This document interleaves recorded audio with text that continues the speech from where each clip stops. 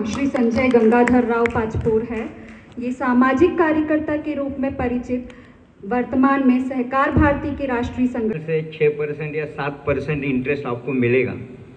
लेकिन इफ़को के शेयर्स आपके पास है तो आपके जानकारी के लिए पूरे दुनिया में हो सकता है, भारत में तो पक्का मैं कह सकता हूँ 20% डिविडेंड देने वाला एकमात्र इफ़को है, और वो भी आने वाले आगे के 25 साल आपको डिविडेंड मिलेगा।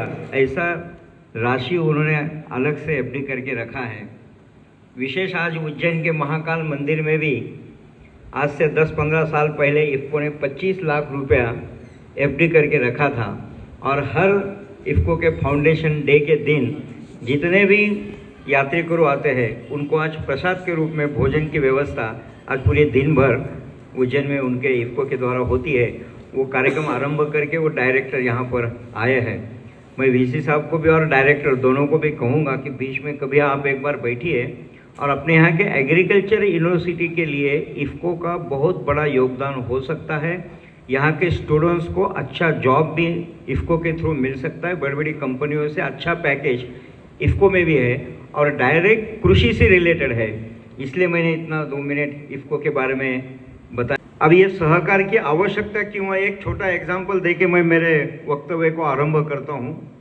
ये सभागार में बैठे हुए हमारे सबके पास मोबाइल है, और मोबाइल में मैं हाथ खड़ा करने लगाऊंगा तो मेरे जानकारी में, मेरे संज्ञान में है 56% ग्राहक ये जियो के हैं,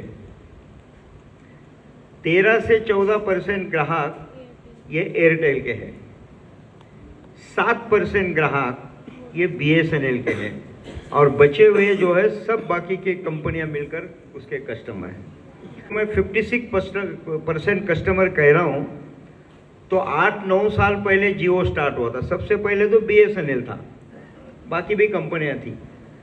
तो BSNL का कार्ड मैं भी रखता हूं, लेकिन BSNL जो है वो वेंटिलेटर पे है, वो हमारे पास ही आना पड़ेगा। That is private sector. और दूसरा गवर्नमेंट का सेक्टर आपको मैंने दिखाया जो वेंटिलेटर पे है, दैट इज BSNL। ये 2 सेक्टर हमारे देश में बहुत प्रभावी है, लेकिन ये 2 सेक्टर के बीच में एक सेक्टर काम करता है, और वो सेक्टर का नाम है सहकारिता। उस सेक्टर का नाम है कोऑपरेटिव। ये कोऑपरेटिव निकाल देंगे तो आप इमेजिन नहीं करेंगे, आपको इतना लूटा जाएगा इमेजिन के बाहर कि तो प्राइवेट। आप गवर्नमेंट के हॉस्पिटल में जाइए, आपको एक्सरे निकालना है तो 15 दिन 20 दिन नंबर नहीं लगेगा, तब तक दूसरे पाँव को फ्रैक्चर हो जाएगा। और वही आप प्राइवेट हॉस्पिटल में जाओ तो आपको पूरा जेब खाली कर लेंगे। कोई ऐसा नहीं है। तो ये दोनों के बीच का आपको बहुत इंपॉर्टेंट है सहकारिता, कोऑपरेटिव सेक्टर। वो नहीं है तो आपका लूट ही लूट है। ये दोनों के, और जितना गरीब है वो ज़्यादा गरीब हो रहा है, और जो अमीर है वो ज़्यादा अमीर हो रहा है। ये दोनों के बीच की खाई कम करना है, वो भी सहकारिता क्षेत्र कर सकता है, और कोई दूसरा सेक्टर नहीं है। और एक बात मैं आप लोगों को बता देता हूँ, मैंने इंदिरा गांधी का स्पीच सुना था। इंदिरा गांधी कहती थी हमें गरीबी हटानी है, हमें गांव का विकास करना है, हमें बेरोजगारी दूर करनी है, हमें महिला आत्मनिर्भर करना है, हमारे किसानों की आय दुगनी करना है।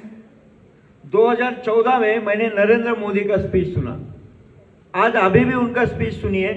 थोड़ा बहुत अंतर आया है, मैं ऐसा नहीं कहूँगा बिल्कुल अंतर आया नहीं, अंतर बहुत आया होगा, लेकिन आज भी हमको गरीबी कम करना है, गांव का विकास करना है, किसानों की आय दुगनी करना है, बेरोजगारी कम करना है, महिला आत्मनिर्भर करना है। ये 5-6 पॉइंट आपको सब नेता लोग गिनाएंगे।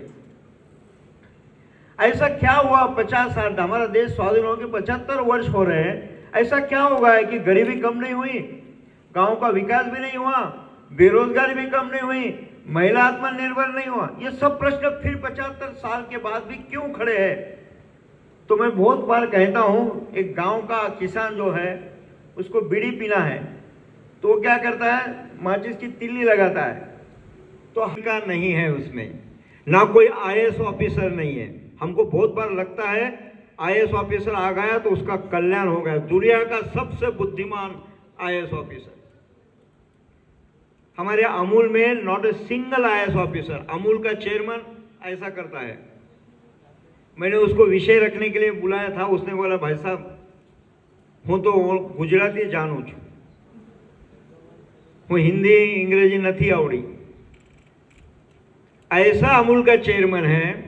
वो अमूल 100% कोऑपरेटिव है। आज भारत के बाहर 50 कंट्री में अमूल के बटर का, मिल्क का, चॉकलेट का शॉर्टेज है, शॉर्टेज।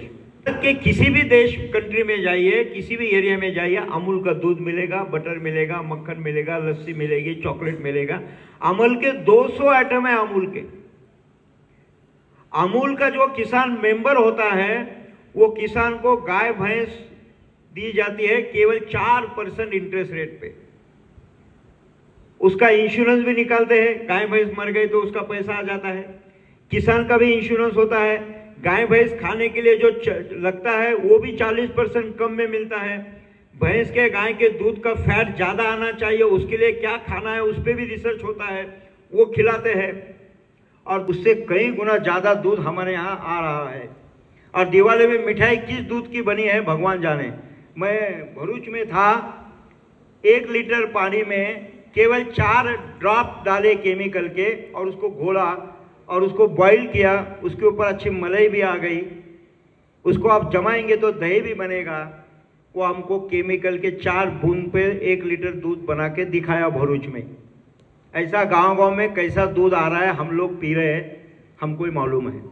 तो कैंसर के पेशेंट क्यों बढ़े, हार्ट के पेशेंट क्यों बढ़े, ये सब करेंगे तो ये सब का कारण ये बढ़ेगा कि बड़ी बड़ी मल्टीनेशनल कंपनियां आ गई है। पैकेज के नाम पे हमारे देश के युवाओं को वहाँ पर आकर्षित कर दिया है और जितना बोगस ठोक सकते उतना बोगस आपके माथे मार रहे हैं और हम भी उसको बड़े बड़े कंपनियों के ब्रांड के नाम से उसको परचेस कर रहे हैं।